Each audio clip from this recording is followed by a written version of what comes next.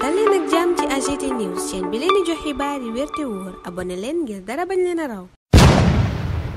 AGT News. Bismillah daleen ak jàmm ci AGT News. ndàmpaay yi nu jagleel ñi loru woon ci événement politique yi amoon diggante 2021 ak 2024 bokk na ci li gën a yitteel yéenekaay yi Le Quotidien yéenekaay bu Madiambal Diagne bi ne état kay chèque yëla génne journal bi yëgalee ñu noona ne fukki million la nu jagleel njabootu juróom-ñaar fukk ak juróom-ñeenti nit ñi faatu seeni doom yi nga xam ne ay tout tànk la nit yéenekaay ba ne pupille de la nation lanu leen di def maanaam état leen di defal lépp moo leen di jël en charge ñaari junni ak téeméer ak juróom-ñaar fukk ak ñaari nit ñoo xam dañu leen tëjoon ci kaso yéenekaay ba ne ñooñi daanu leen jox ay ndàmpaay le public naan mbaadu ndàmpaay yooyu ay pàccoo la ngir verrouiller loi d'amnistie bi aw laaj la wu yéenekaay booba samp fii ñuy am tontu li l'indépendant ngay faram fàcce lim tuddee plan d'assistance de l'état dikk it ci ndàmpaay yooyu ak ni nu ko nar a joxe yéenekaay bi ne bu weesoo ñi faatu te ku ne ñu war a jox sa njaboot fukki million ngeen ñu tëjoon ca kaso ya journal bi ne daanu jot 500 000 francs maanaam genn wàllu million yéenekaay ba ne loola it dana ca dolleeku képp ku ñu tëjoon kaso te nga feebar état moo lay jël en charge sa njaboot sax prise en charge médicale booba mën nañu caa jëfandikoo yooyale dogal source aané ñi mu soxal mooy juróom-ñaar fukk ak juróom-ñeenti nit ñi faatu woon maanaam 79 moor yi ak ñaari junni ak téeméer ak juróom-ñaar fukk ak ñaari nit ñu jàpp ne ay victimes la ñuy ci xew-xew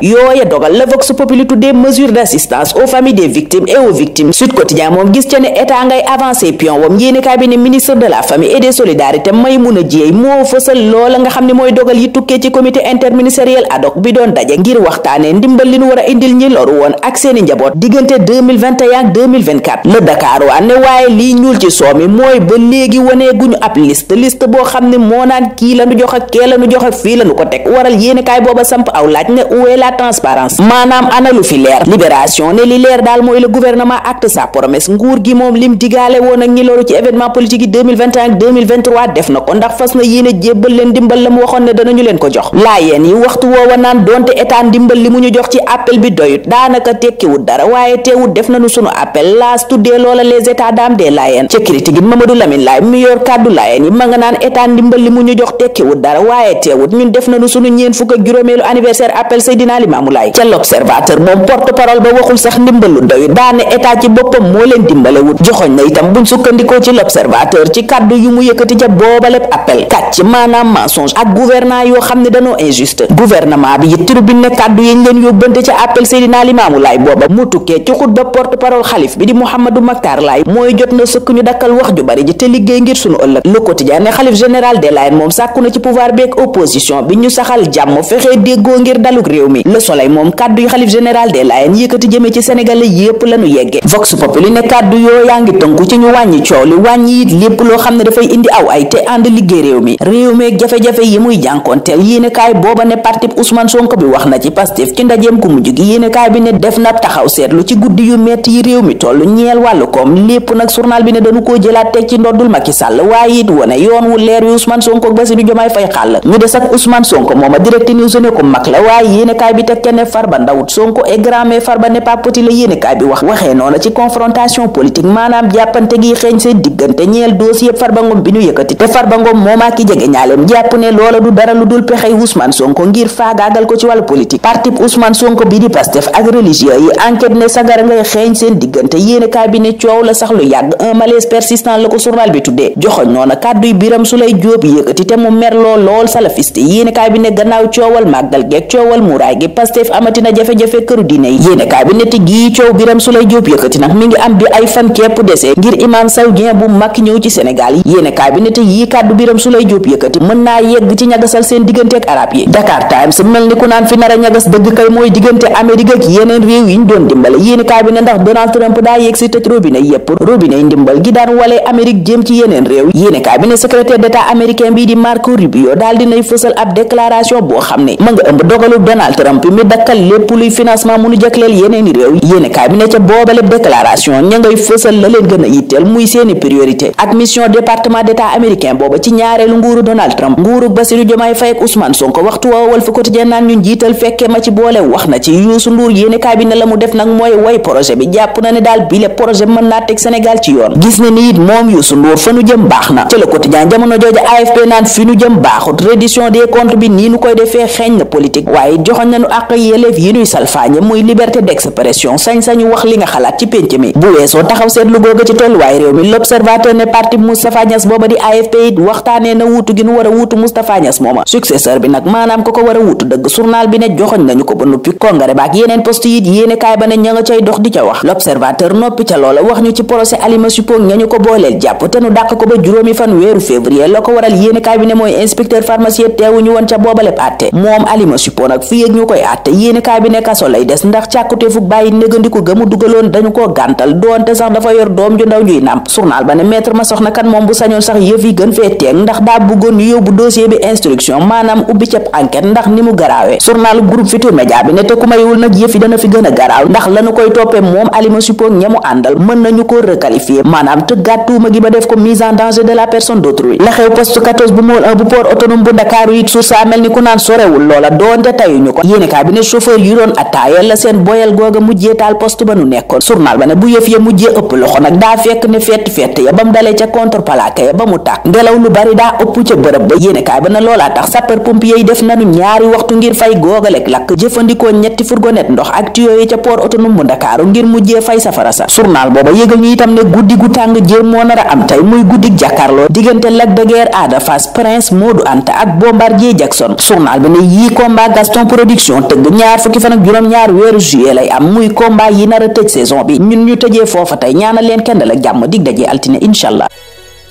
nga ni sa karaw dafay wow di ruus wala nga bëgg tàggoo ak leel cosmétique bio by Carinature indil na la crème 100% bio ñu defari ko ak ay produits yu naturel façon karaw bu nekk mën na ko utiliser yow mi ci bëgg nag wooteel gaaw ci 77 588 94 80 wala nga woote ci 76 776 85 96 ak Carinature daal problème karaw jeex na ci mim réew. AGT News.